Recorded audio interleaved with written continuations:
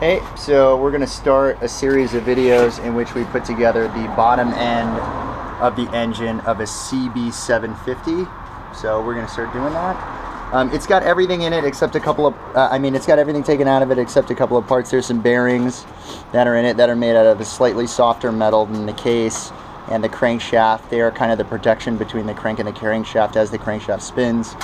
Then you have the primary chain tensioner. It's got a little spring on it. It's got two little grooves here. There are two primary chains, one goes in each one. And the other thing is there's a little bit of there's a bearing right here. It requires a slide hammer and a bearing and a puller and a bunch of other shit to take it out, so I went ahead and left that in. Mike's working on his Vespa over there. I think he's gonna get started today, so it's a really happy day for him. And then joining us on this adventure is my brother from another mother, my friend to the end, Samba. Give me a kiss, bud. That's my friend right there. He's sleeping on this little blanket. Not really enjoying it because it's pretty hot in this garage. And he's covered in fur, so he doesn't like that. Okay, so let's go ahead and get started here. So we're gonna go ahead and put together the Kickstarter. And in putting together the Kickstarter, there are 6 pieces. There's a Kickstarter arm, Kickstarter shaft, Kickstarter gear, and then there's this Kickstarter mechanism is what I'm going to call it because I don't know what the name is, and then there's this kind of like double coil spring, and then there's a pin that holds it all in place within the engine case. So the first thing you do is you put the mechanism inside the Kickstarter gear. It spins freely in one direction and it locks in the other direction. It's going to go inside the case like this, and what's going to happen is this piece is got to catch on this little nub right here to allow it to swing freely so it can come back into place later.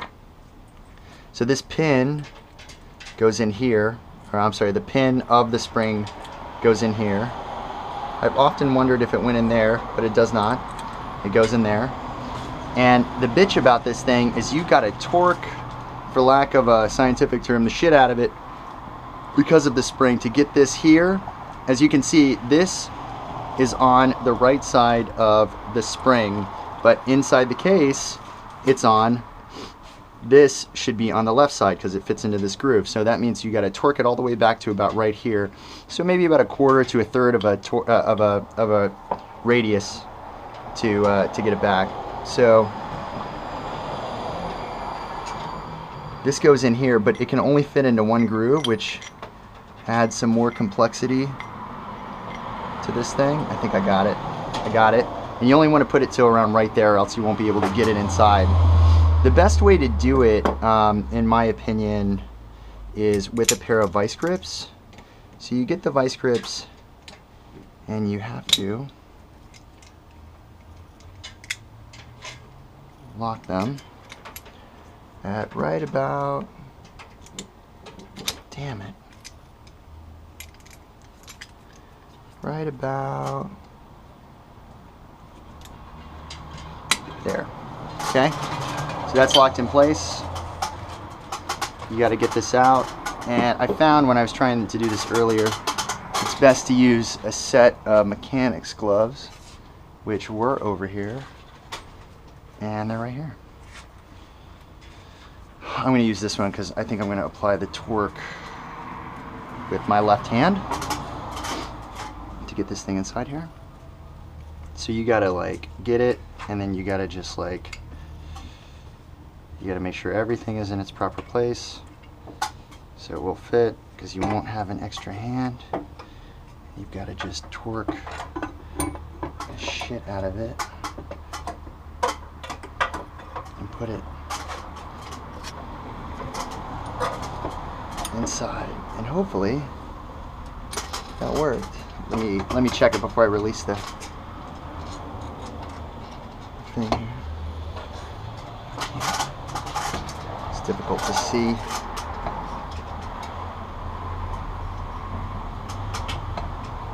I think I got it. So I'm gonna release this, and I screwed this up here.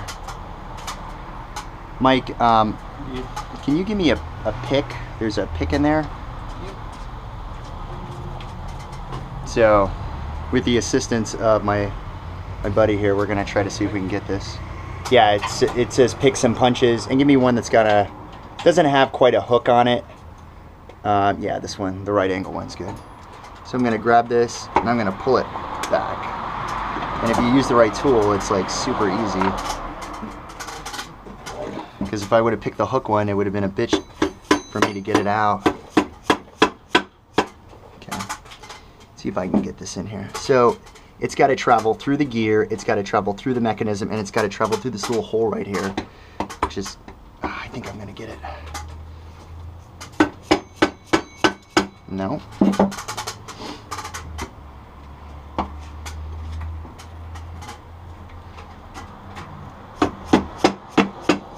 Oh, damn it. And I'm too far away. There it goes. I got it. So that's it. So this is the second time I've done this video, and I think I did this in about 3 or 4 minutes. The first time I did it, you got to use a dead blow hammer to do this. The first time I did it took me about 15 minutes because I had to keep on retorquing this thing, and I did not get it the first time. This thing should spin freely. Right now I'm not going to put the Kickstarter arm in there. As you know, it's the Kickstarter arm because it says Kickstarter on it. And this should spin freely, and then that's how you know you're done. Now, it won't spin freely forever. The reason why it's spinning freely is because the mechanism is engaged by this little dowel that was in here that we had to set this thing behind by torquing it. But as you'll find out, once we get everything together, that will not be the case anymore. As I start to spin it, it'll make these really cool clicking noises and do all that stuff. So that's it for now. You know it's good when it spins freely, and you got to make sure that you put the pin inside of there. I couldn't imagine what awfulness could happen if you forgot to do that, but everything should be together. Your check is the pin should be on this little arm here. The mechanism, like the little thing that pokes out of the mechanism, should be behind the dowel down here, and the pin should be in, and this should spin freely. So that's the first of that video, and then we're going to start, I think, on the transmission next. Okay.